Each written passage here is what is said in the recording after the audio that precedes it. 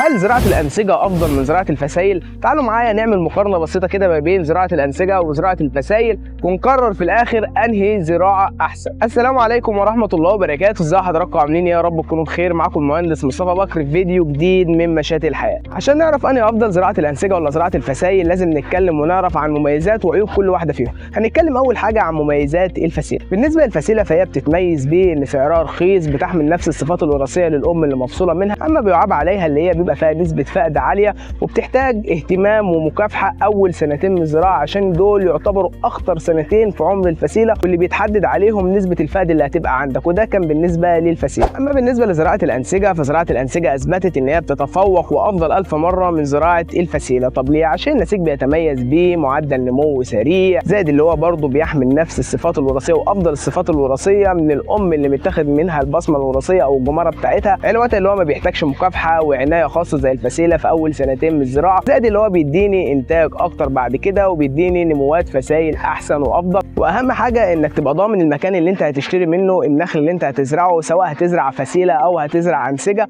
وتخليه يضمن لك صنف النخيل اللي انت واخده بعقد. ولازم العقد اللي انت واخده يبقى موضح فيه بيانات النخله وعمرها والصنف اللي انت واخده وحدود الارض اللي انت هتزرع فيها والمكان اللي انت هتزرع فيه النخل بتاعك، كل ده عشان تضمن حقك من المشى اللي انت واخد منه. واحنا هنا الحمد لله في مشاتي الحياه بنوفر لك عقد موضح فيه كل بيانات النخله وبنضمن لك الصنف، عشان احنا ضامنين نخلنا بنسبه 100% وبنتابع معاك النخل بعد الزراعه لحد ما نضمن نجاح زراعتك.